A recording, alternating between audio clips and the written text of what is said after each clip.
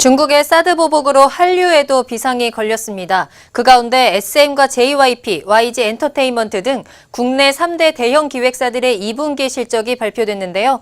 SM과 JYP는 웃고 YG는 주춤했습니다. BG엔터 전중현 대표와 자세히 살펴보겠습니다. 안녕하십니까? 안녕하세요. 네, SM과 JYP가 2분기 실적에서 선방을 했다고요? 네, JYP의 경우 올해 2분기 매출액은 전년 동기 대비 59% 상승한 285억 원, 영업이익은 82% 성장한 69억 원을 기록했습니다. 네. JYP 사상 최대 분기 실적입니다.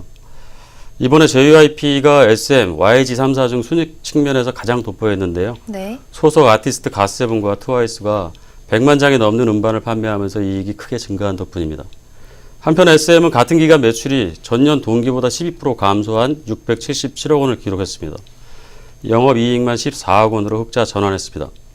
콘서트 부분에서 엑소의 일본 투어가 반영된 데 힘입어 동기보다 18% 증가한 138억 원을 기록한 덕분입니다.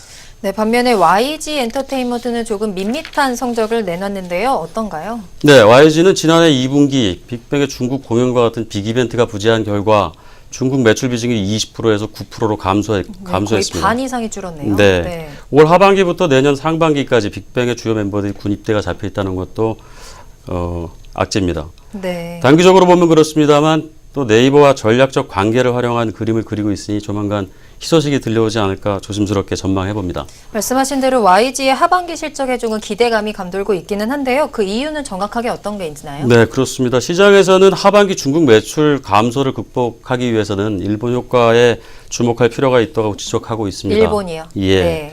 YG는 3분기 빅뱅 멤버들의 따로 또 같이 하는 일본 돔 투어와 팬미팅이 잡혀 있고요. 아이콘 돔 투어, 위너의 아레나 투어 등의 왕성한 스케줄이 잡혀 있어서 3분기 기대를 하고 있는 상황입니다. 네. 아무래도 콘텐츠 사업이 실적 회복의 열쇠로 보여집니다. 앞에서 잠깐 말씀드린 것처럼 네이버와의 협약으로 플랫폼 확보를 한 만큼 다양한 콘텐츠로 새 성장 동력을 마련할 수 있다고 보여집니다. 네, 사실 SM엔터가 2분기에 웃었다고는 하지만 매출은 전년 동기보다 줄었고 영업이익만 흑자가 나왔거든요.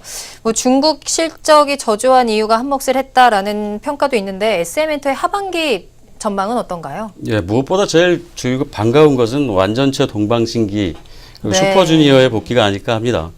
중국보다 일본에 집중해야 하는 현 상황에서 더욱 반가울 수밖에 없겠습니다. 18일 군 복무를 마치는 최강 창민이 합류해서 2년 만에 완전체 동방신기가 당장 이달 21일부터 서울을 시작으로 아시아 프레스 투어를 네네. 시작합니다. 엑소와 레드벨벳, 소녀시대, 슈퍼주니어 모두 하반기 국내외 활동이 계획되어 있습니다. 그렇다면 JYP는 어떤가요?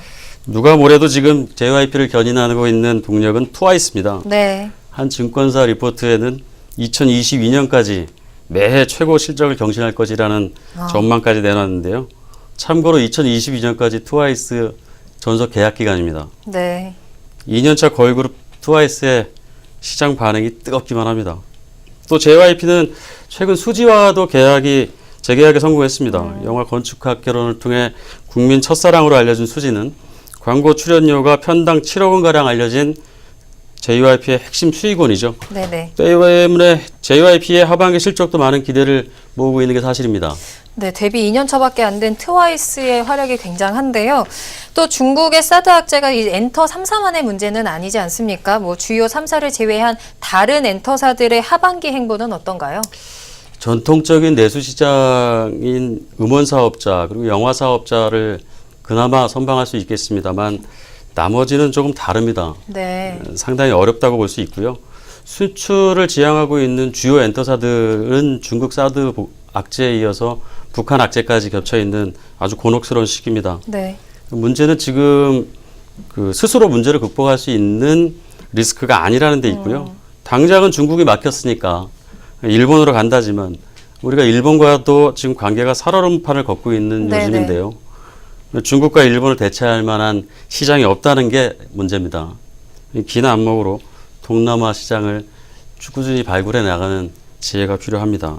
네, 오늘 말씀 감사합니다. 지금까지 BG엔터 전중현 대표와 이야기 나눠봤습니다.